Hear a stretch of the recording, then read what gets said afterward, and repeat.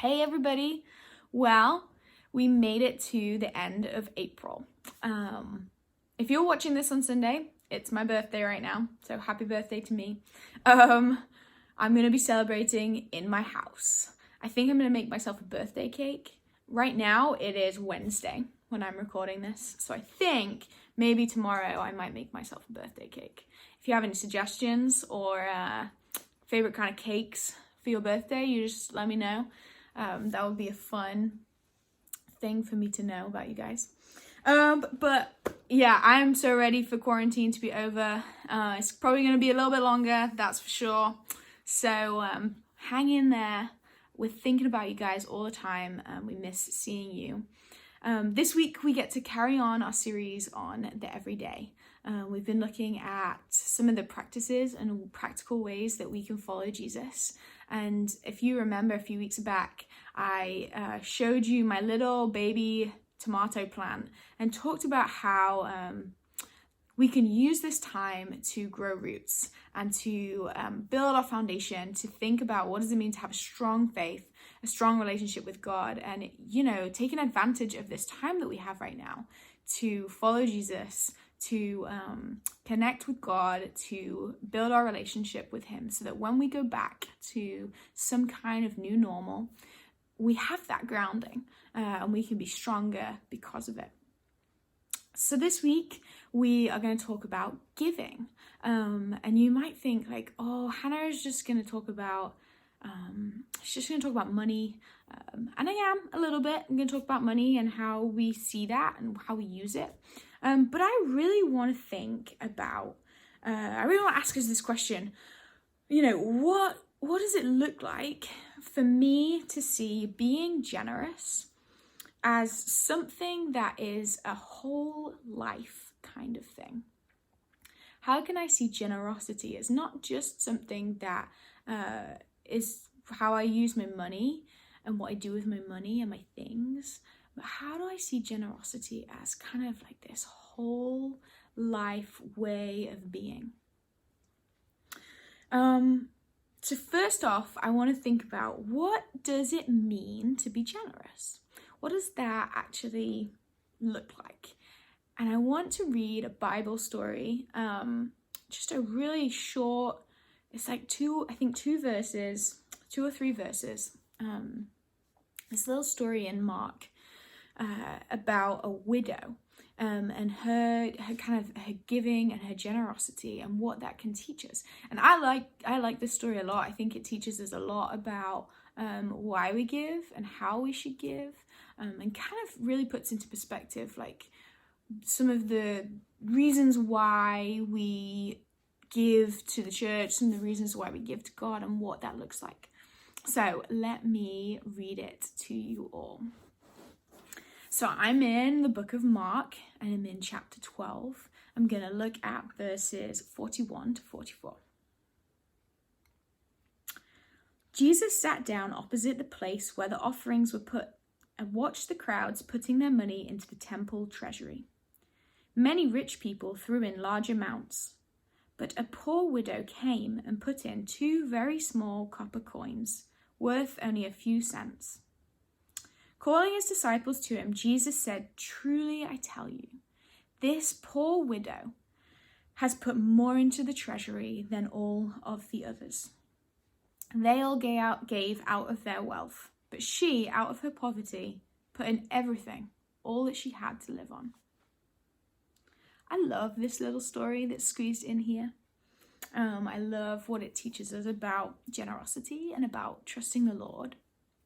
And so right off the bat, I want to ask you all a question. And I'm going to give you a minute to maybe think about that, or you might want to write it down. But my question is, what does this woman demonstrate by what she did here? What is she demonstrating about giving, about generosity, about how followers of Jesus use their money? So have a little think.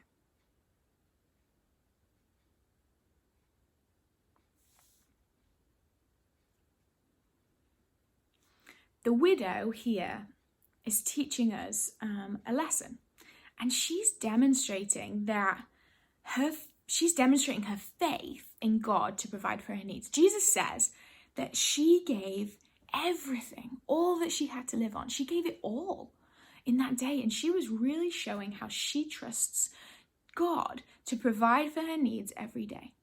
She's living day by day and is putting faith in God. And really, she teaches this important lesson about generosity. And I love this. I think that this is super helpful to get hold of because, we live in a world where we compare ourselves to other people all the time. And we really need to try hard to not do that, but we do. And one of the ways that sometimes we compare ourselves to other people is through money and through what we have. And it's very easy for us to be well, I really want what they have, or they're able to do all these amazing things and I can't do that. And even with giving or something like that, it can be easy to say, well, they're able to give so much and I have so little to give. But here, this widow is showing us that it isn't about how much we give, it's about how we give. It's about our hearts as we give. We give from whatever we have, and we give with thankfulness and joy and gratefulness for the things that we do have.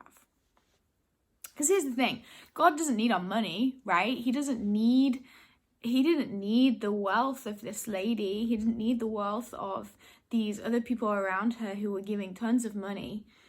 But there's something about giving that God recognizes as good for human beings. There's something about being generous and generosity that God sees and pulls out and tells us to notice, hey, this is a good thing to be doing for human beings.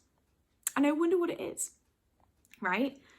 Because the reason that we give is that we recognize as followers of Jesus that everything that we have, all the things, all the stuff, all our money, everything that we have is a gift from God.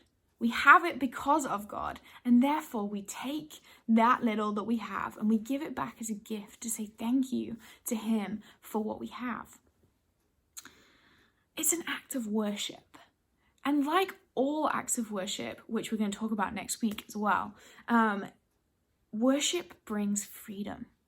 And when we give of our money and of our things, when we're generous with the stuff that we have, we get freedom.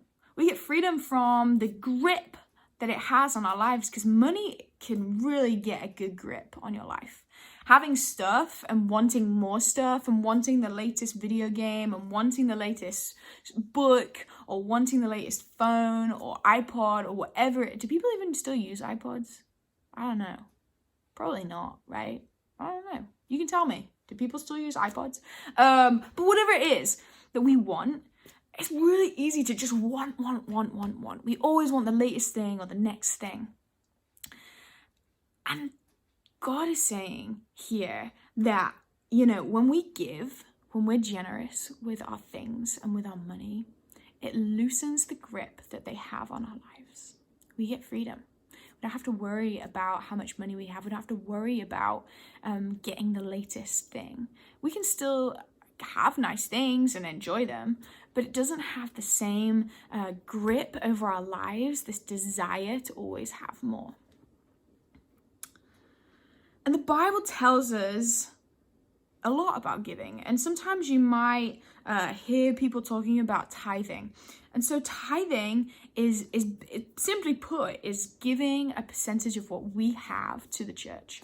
And that's how the church runs. That's how churches pay for their heating and their building, and they pay their pastors, and they buy nice things for you to eat when we go to camp, things like that. Churches run on tithes. People in the congregation faithfully giving percentage of their income to the church. And now that looks like 10%. And we get that number from the Bible. It's first seen in Genesis 14, verse 20, where Abraham gives a tithe of 10% to Melchizedek. And then in Genesis 28, 20 through 22, we also see Jacob giving a tithe to God. And we tithe because of what I just said earlier, that we recognize everything we have as a gift from God. And so we want to give back to God from the generosity that he has shown, because he has been infinitely generous to us. Jesus also teaches us that generosity is a way of life, that it's not just about giving money, but it's about kind of an attitude that we bring. He tells us to look after the needy. He tells us to feed the hungry. How can we be generous with our food? He tells us to clothe the poor. How can we be generous with the stuff that we have?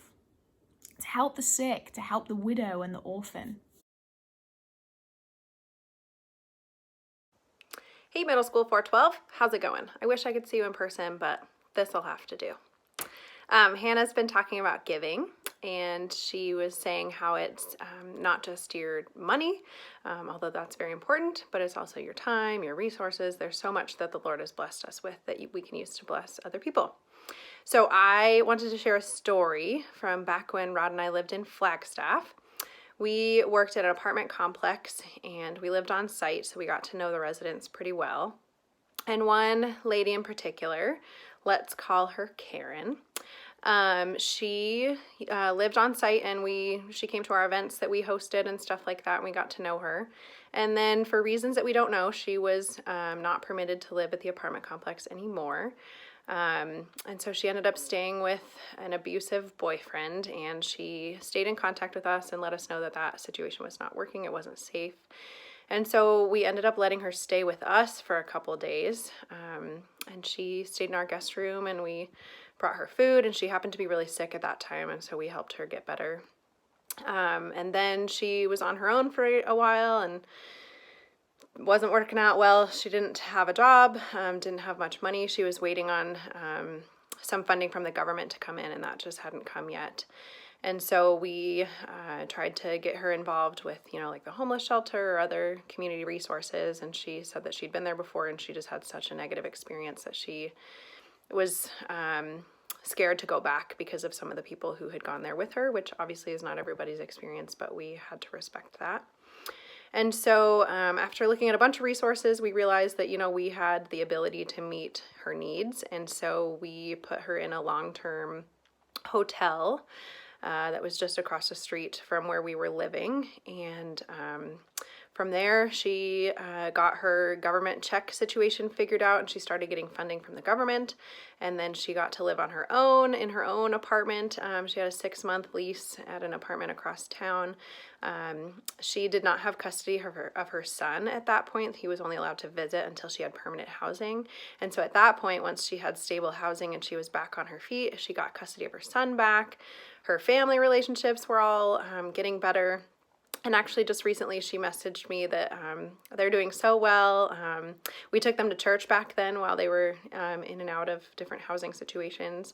Her and her son got to come to church with us. And she messaged me, I'd say about 3 months ago or so. She said that they still go to church every now and then, and they're just so grateful for what we were able to do for them. And she said that, because it was especially cold that time of year in Flagstaff. There's a lot of snow. She said that there's a chance that we literally saved her life because she may have frozen on the streets. So yeah, I just want to encourage you with that story that the Lord let us use the resources that he gave us, our time, our money, our comfort, having somebody else live with us, or taking somebody around town, picking up her son in a different place, picking up her, taking them to church, having uncomfortable conversations sometimes. We ended up sacrificing a lot, but we were blessed immensely with this long-term relationship that we've had, and the ability that we can get somebody back on their feet and pointed towards the Lord was awesome. There's nothing like it. So I just encourage you as you go throughout your life, starting in middle school, that you would be generous, listen to what the Lord has for you to offer other people, because you might not have a ton of money right now as a middle schooler, but you do have time. You have the ability to reach out to people who are in need, who need a friend. You can sacrifice your comfort a bit too. So anyways, I hope that encourages you, and hope to talk to you guys soon. Bye. We aren't meant to just be generous by giving money to church, although that is something that is commanded of us. It's an act of obedience to give to the church through tithes and offerings. But it's a whole life thing.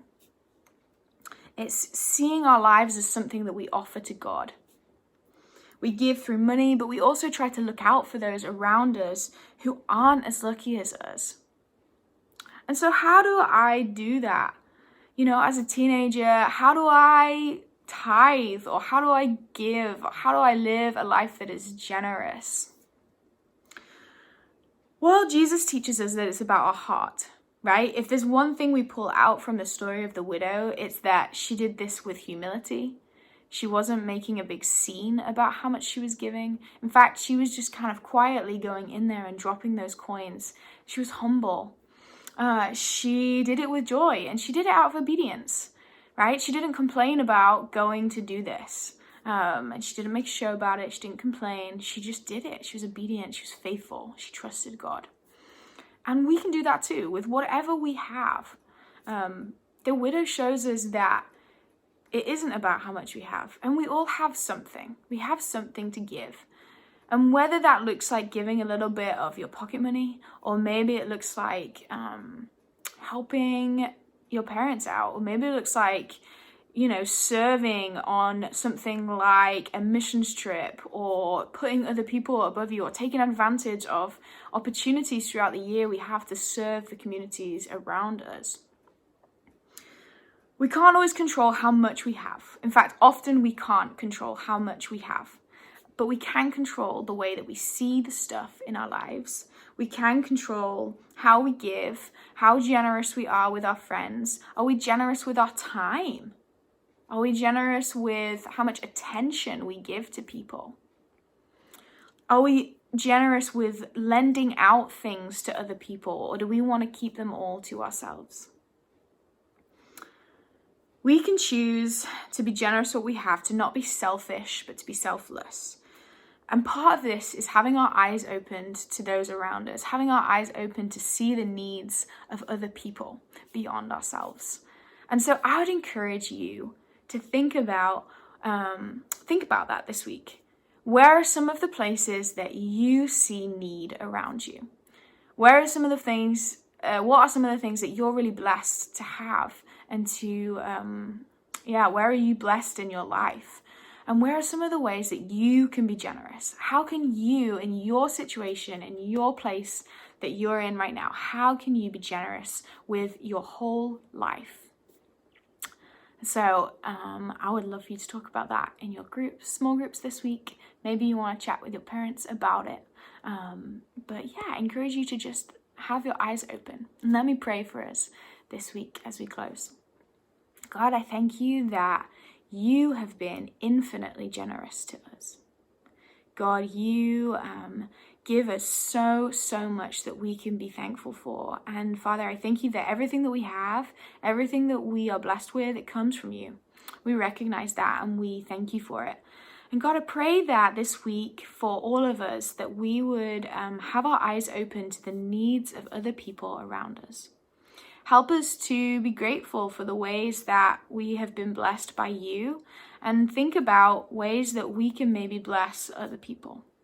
Help us to think about how we can be generous with our time, with our money, with the things that we have, and how we can put other people first, and how we can be faithful in trusting you to provide for everything that we need. God, I pray that we would grow closer to you in this season. In your name we pray. Amen.